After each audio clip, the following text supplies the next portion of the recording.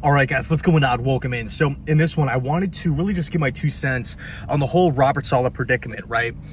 Really, over the last 24, 48 hours, there's been a lot of Jets fans talking about the team just moving on, right? There's so much dysfunction at every turn. We can talk about, Saleh's career record. What is it, 18-33 or 32 or something along those lines.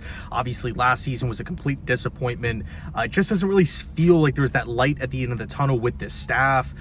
No input on the offensive side of the football. You can go down the list of AFC coaches and, realistically, objectively speaking, taking, at least for me, I can't speak for everybody, but just putting my Jets fandom aside, how many coaches I would feel more comfortable with moving forward, right? To quickly just rattle off the names: Kevin Stefanski, John Harbaugh, Mike Tomlin, Zach Taylor, Andy Reid, Jim Harbaugh. I'm a big fan of Antonio Pierce. I know you can maybe go back and forth with Pierce and Saleh.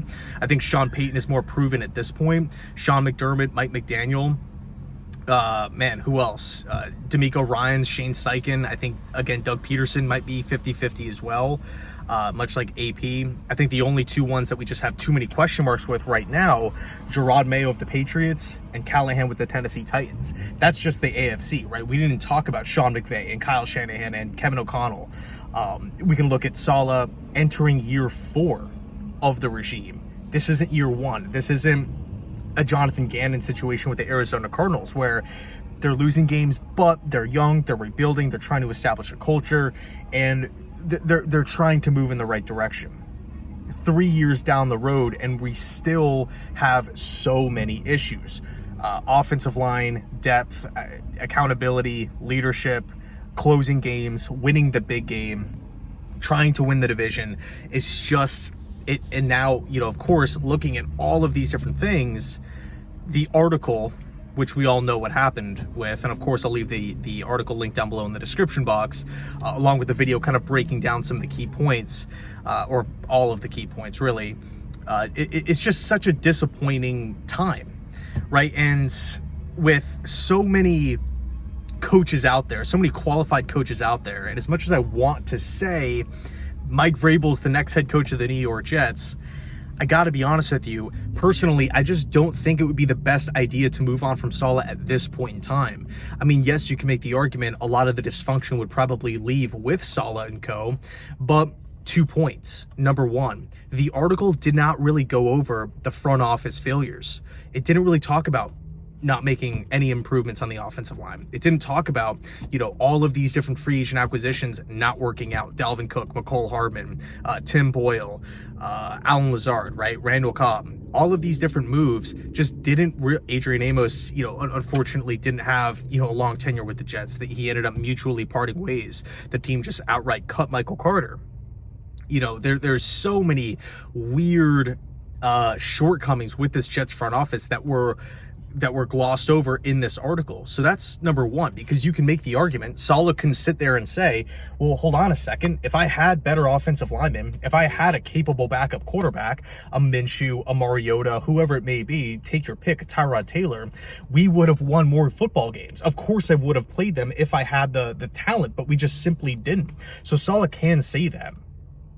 And then number two, I just don't know if the Jets, especially with this article coming out, I don't know if it would be, an attractive situation for, the Senior Bowl is tomorrow, right? Everything is going to be, everything would have to be accelerated, right? Putting together a staff, doing free agent prep, analyzing the roster, doing draft prep, bringing in, a whole identity, vision, short-term plans, long-term plans. Is somebody really going to want to sign up for that, right? I just don't know. And then another thing on top of that, it doesn't really fix the front office problems. It doesn't really, Aaron Rodgers is still going to be the team's quarterback. Essentially, we're going to have to, we can throw out a name, right? Let's say take your pick, Mike Vrabel, Pete Carroll. Those guys could want to come to the New York Jets, but if the Aaron Rodgers situation is a bit iffy for them, they would probably just pass and wait until the 2025 cycle. So that's that's the weird spot that the Jets are in. We're in between a rock and a hard place. And I hate to say it, but it just kind of feels like the Jets did it to themselves. You know, like, I just, like, is an article like this coming out about any other NFL team? And it's not to say that everything in the article is 100% true and fact, and we should just take everything with it and just say, yes, everything is 100% true. But, again, is there an article coming out about the Lions, about the Ravens, about the Chiefs? So that's just kind of my 2 cents. And again, I really want to say Mike Vrabel's the next head coach of the New York Jets.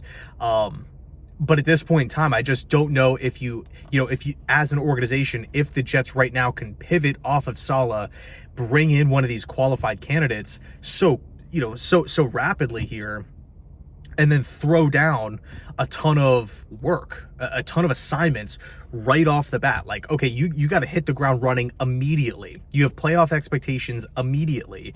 You can't rebuild. Rodgers is your quarterback. Joe Douglas is the GM. You know, if Woody Johnson wanted to part ways with Robert Saleh, he should have done it much, much earlier within the process, probably that Monday following the NFL season. So let me know your thoughts down below in the comment section. Where do you stand with all this?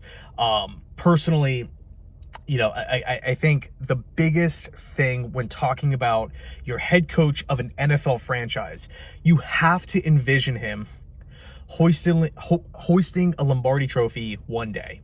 Maybe not next year, maybe not in 2 years, 3 years, but one day you have to have that vision that he can get the job done. And if you don't have that vision, if it's just too unrealistic, example, Adam Gase with the Jets, it's really hard to get a lot of people, right, media, players, other coaches on other staffs, fans, to buy in year in, year out. So let me know your thoughts down below in the comment section. Thanks so much for watching, and as always, go Jets.